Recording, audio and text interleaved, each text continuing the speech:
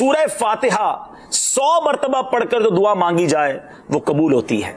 سورہ بقرہ کی تلاوت سے شیطان گھر سے بھاگ جاتا ہے۔ آیت الکرسی پڑھنے سے محتاجی دور ہوتی ہے۔ سورہ کہف کو ہمیشہ پڑھنے والا دجال کے فتنوں سے محفوظ رہے گا۔ والدین کی قبر پر ہر جمعہ سورہ یاسین کی تلاوت کرنے سے اس کی حروف کی تعداد کے برابر ان کے گناہ بخش دیے جاتے ہیں۔ سورہ الدخان پڑھنے سے مشکل دور ہوتی ہے۔ جو قریب المرگ ہو اس پر سورہ جاسیہ کا دم کرنے سے خاتمہ بالخیر ہوتا ہے۔ سورہ حجرات کا پڑھنا اور دم کر کے پینا گھر میں خیر و برکت کے لیے مفید ہے۔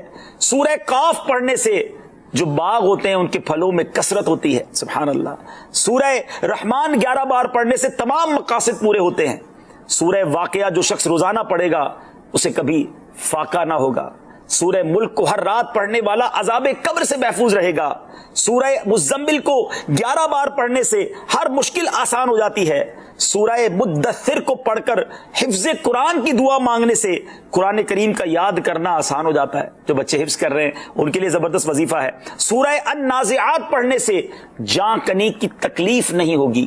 سورہ دحا پڑھنے سے بھاگا ہوا آدمی واپس آ جائے گا۔ سورہ علم نشرح کو جس مال پر پڑھ دیا جائے اس میں خوب برکت ہوتی ہے۔ سورہ تین والزیتون جو ہے 3 مرتبہ پڑھنے سے اخلاق و کردار بہتر ہوتے ہیں۔ سورہ علق میں جوڑوں کے درد کا علاج ہے۔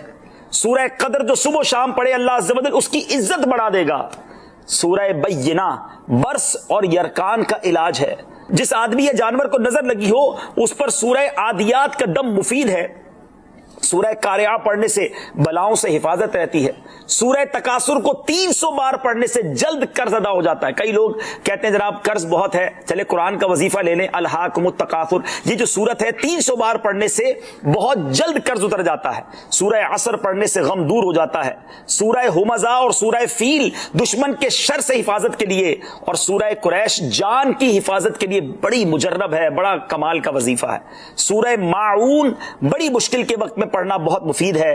سورہ کوثر کی تلاوت سے بے اولاد صاحب اولاد ہو جاتا ہے۔ کئی بے اولاد بھی وظائف مانگ رہے ہوتے ہیں۔ سورہ کافرون 1/4 قرآن کے برابر ہے۔ سورہ زلزال نصف قرآن کے برابر ہے۔ سورہ اخلاص 1/3 قرآن کے برابر ہے۔ اور سورہ فلق اور سورہ ناس سے جن اور شیطان اور حاسدوں کے شر سے حفاظت رہتی ہے۔ پھر کیوں نہ ہم قرآن سے دوستی کر لیں، کیوں نہ